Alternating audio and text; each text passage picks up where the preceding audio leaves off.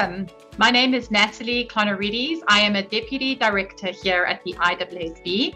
I'm joined by Julie Corden and Brendan Murtagh, who will both share their perspectives on what firms need to be thinking about in preparing for the implementation of the IAASB's suite of quality management standards. Julie is one of our IAASB members and was the chair of the task force that developed the quality management standard for firms. Julie's day job is an audit partner in Deloitte Canada and is currently very embedded in their implementation of the standards. Brendan is the head of assurance and business services at Nexius Smith & Williamson Ireland, which is a mid-sized firm. Brendan is also one of our former board members and was very active in bringing a small and medium-sized practices or SMP perspective as we developed the quality management standards. Thank you, Julie and Brendan, for taking the time to share your insights. Julie, before we jump into talking about some of the implementation considerations, could you give us a brief overview of what has changed in the standards? Sure, Natalie. And I thought I'd just touch on some key points here because there was quite a bit of change, but there's some things that there were enhancements as opposed to complete changes. But really, the standard was enhanced to address the robustness and making sure that a firm had a robust system of quality management. Firms are now required to customize the design, implementation, and operation of their systems. You would see that in the standard where we highlight that the system needs to be tailored to the nature and circumstances of the firm, as well as the nature and circumstances of the engagements that the firm performs. We've moved the standard from more of a policies and procedures type standard to where it had standalone elements to an integrated approach, and the ISQM1 standard really reflects upon the system as a whole. In conjunction with that, the standard promotes a more proactive and tailored approach to managing quality. So you'll see in the standard there are quality objectives. There is a requirement for you to identify risks to meet those quality objectives and also responding to the risks. One of the key changes as well was an enhanced firm governance and leadership set of responsibilities, and that's really up the game as far as it goes from a leadership perspective. And the modernization of the standard was key. We all know that firms have been changing over time, and so the system of quality management needs to adapt as well as the standards. And so things like an IT system, technology, networks, and use of external service providers we all know firms employ have been built into the standard. Of course, information and communication throughout the firm is important, and that's also been included in a more proactive set of monitoring requirements and remediation requirements as a result. When it comes to ISQM2, certainly more robust requirements there where it talks about engagement quality reviews, which engagements need to be selected, who performs the review, and what the review is performed and documented and what that looks like. And then lastly, in ISO 220 revised, this is the standard that at quality at the engagement level, we included increased responsibilities at the engagement level for the engagement partner in managing and achieving quality at the engagement level. And so there's a number of enhancements and requirements there to address direction, supervision and review, what resources the partner employs, and making sure that that partner is sufficiently and appropriately involved throughout the audit. Thank you, Julie. Julie, we're hearing these changes are considerable and really transformative for firms. Is the idea that firms need to start from scratch in designing their systems? And what can firms use from their current systems that they have in place today?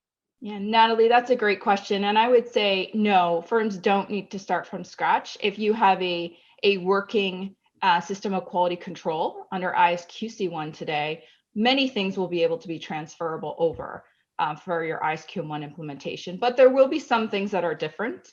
And there are definitely some things that are incremental if you think back to the list I just covered with respect to new items in the standard.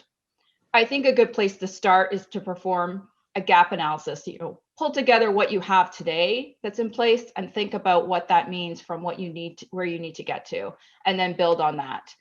Some things that are we're taking away as we work through our implementation is making sure that our responses are specific and our controls are specific. So I mentioned that we moved from ISQC1, which was much more policies and procedures based, to a more risk-based approach. And sometimes the transfer of the controls or responses from your previous system need to be tailored a little bit to be more specific to address the risks.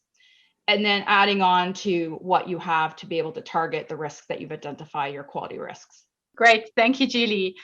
Brendan, as we just heard from Julie, the new standards are bringing some transformative changes for firms.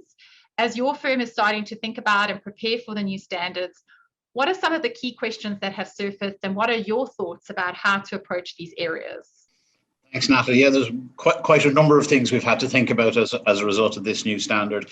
But I think our starting point has been to look at how long we think it's going to take us to implement this change. While the implementation date is some considerable time away, it's clear that the standard is going to require quite a bit of change, and that this is going to go beyond the traditional areas that have involved in our quality control process. So for us, it's about starting early on this. So what we have done, therefore, is to bring together a number of teams who are going to be involved in the process, and they're going to travel this journey with us, and therefore we want to engage them at a very early stage. And this will take time. So for us, starting as early as possible has been key. In achieving all this change, it's important for us as well that the leadership are involved in that process, and that they understand and that they're committed and capable of facilitating the kind of change that's going to be involved, including recognizing their responsibilities in the process. Some of the other areas that we've identified, which we need to be thinking about, are the resources that it's going to take for implementation.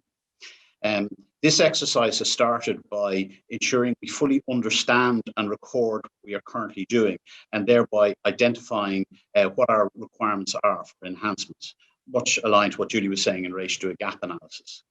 So to achieve this, we've mapped all our existing processes at this stage to assist us in finding those gaps and where we want to start working on those enhancements. But importantly, it's also helped us to identify some areas that we don't need to have within our system as we move forward.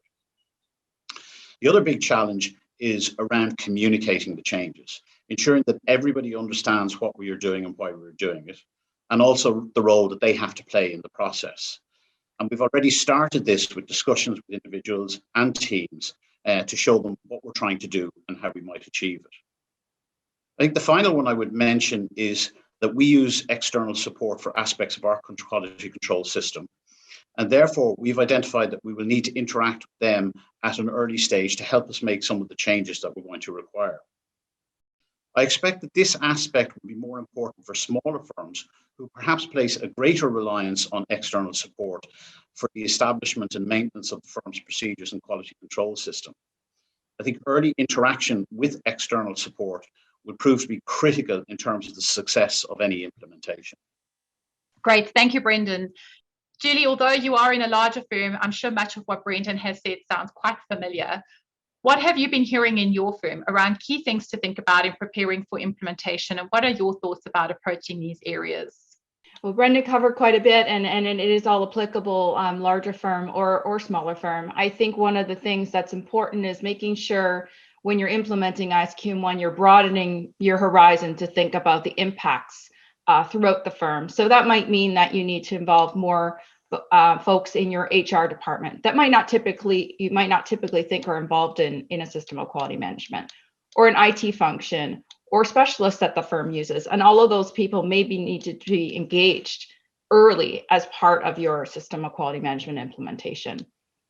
And even in a smaller firm, you may have a partner or someone who's responsible for HR policies or HR mandate. Those people would need to be involved early.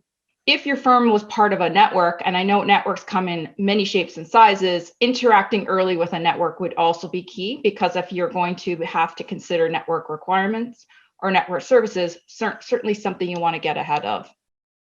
And then, of course, do you need to think about your IT systems to support a system? Will you need something that captures your objectives and your risks and your responses in order to keep them all in one place and ensure the reliability of that information? Because as part of ISQM1, there is that evaluation at the end of the year to ensure that you have that system set up and that it's operating effectively. So it'll be important to think about things like that. Great, thank you, Julie. Brendan, the firm's risk assessment process is a key component of the firm's system of quality management, because of course that's the backbone to the system and drives how the firm approaches the other components. As a result, I suspect it will need to be one of the first things that firms think about in terms of how to design the process. For example, how will the firm go about establishing quality objectives and identifying and assessing quality risks and designing and implementing responses? What are some of the things that firms need to think about in terms of designing their risk assessment process? I think for us, the risk assessment process is kind of the critical starting point at one level on this.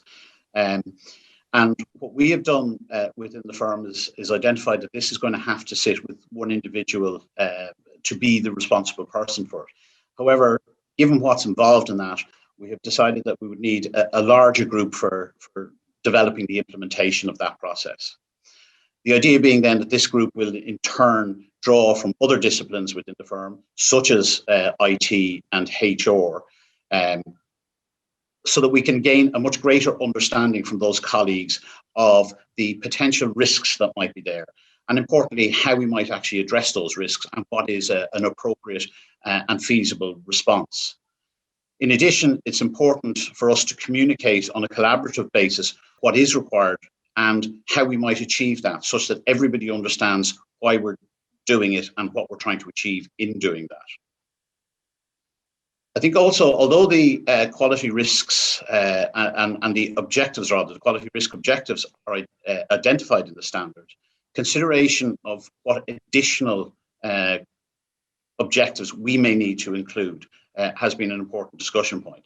And for that, what we've done is gone to look to our risk register and see, well, what elements of that can we overlay into the process now? And that's proved to be quite a useful exercise. In doing it, though, the approach we've taken is that we will do it on a centralized basis, whereby quality objectives, risks, and responses are established by the group I referred to. And that will be for all disciplines across the firm.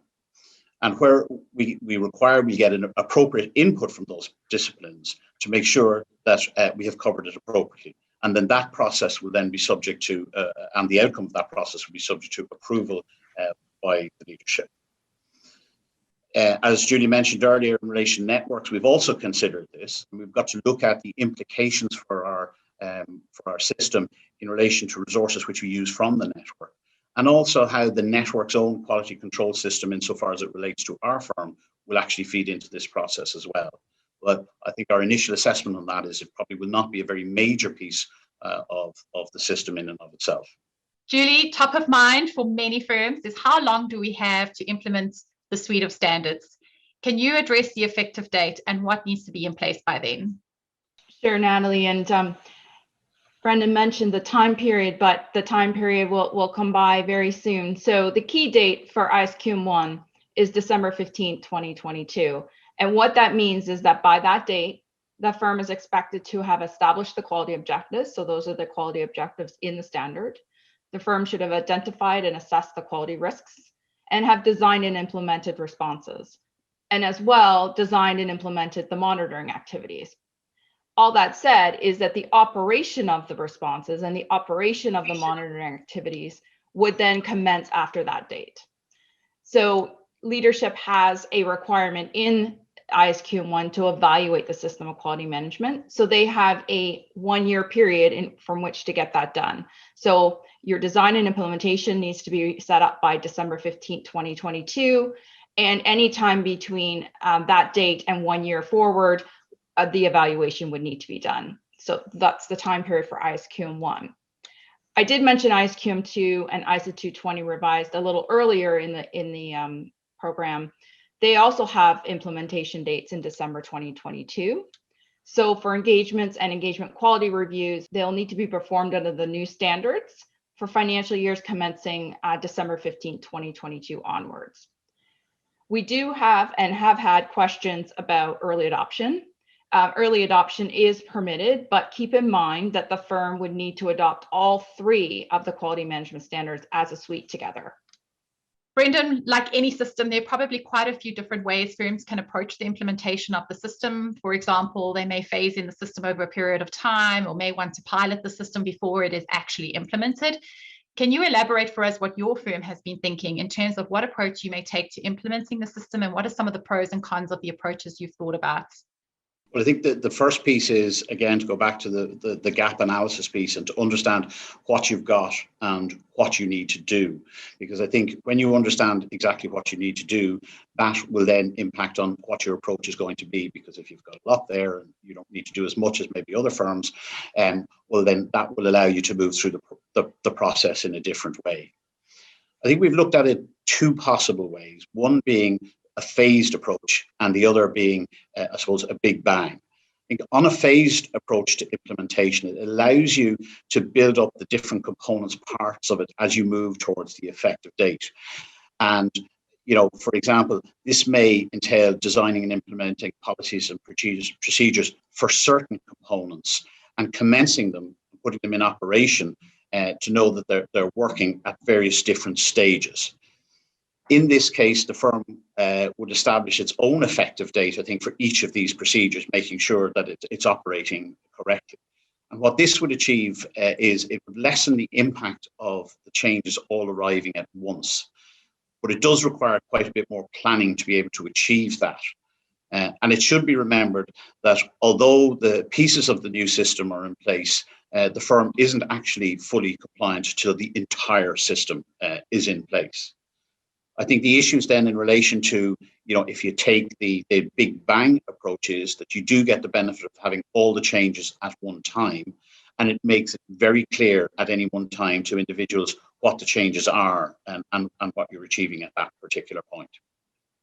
Julie, what advice do you have for the sole practitioner firms, those types of firms that are just one or two practitioners with just a few staff in terms of implementing the new standards? Thanks, Natalie. Maybe just a couple of points here. I think that we recognized when we were building and drafting ISQM1 that in some small firms or sole practitioner firms, some of this firm's system of quality management will actually implement and directly be active at the engagement level, because that is where the sole practitioner is performing the engagements, and that practitioner makes up the firm. So there could very well be aspects of your system of quality management that operate at the engagement level, which would be quite different from a larger firm. We also recognize that some aspects of ISQM1 just might not be relevant. So there may be some quality objectives that address direction, supervision, and review. If you're a sole practitioner, those requirements just wouldn't apply to you. And then I guess lastly, just to remind that ISQM1 is meant to be tailored to your system, to your firm, to your engagement. And so, for instance, if you're a firm who's doing primarily related services engagements, or maybe solely doing those kinds of engagements, some of the requirements in ISQM1 will be relevant, and you'll be able to tailor the requirements that are relevant to the circumstances of your firm. Brendan, any final thoughts and tips you would like to share with our listeners on preparing for implementation? Yeah, I think the only other point I would make is the importance that you engage with other practitioners and your professional bodies in relation to this. I mean, this is a change that everybody's going through, and people are identifying the best ways to take it forward. So the idea of sharing best practice and being collaborative in terms of the way that you're developing and responding to this, I think will be very important. Great, thank you, Brendan. Julie, any parting thoughts from you? Just to keep an eye out for the implementation guidance that we're working on for first-time implementation. And also, I forgot to mention in the previous section, but in ISQM1, we did include a number of examples to illustrate how to implement the requirements of the standard. I think that practitioners could find those quite useful in their implementation efforts. Great, thank you, Julie. Many thanks, Julie and Brendan. The information you've shared will be very helpful to the firms and other stakeholders as they start to think about the effect of the standards and how best to approach implementation. Viewers, I hope you have enjoyed hearing from our quality management experts. Please follow us on social media to stay up to date with our latest developments on the quality management standards, or please visit our quality management webpage at www.iaasb.org/quality management.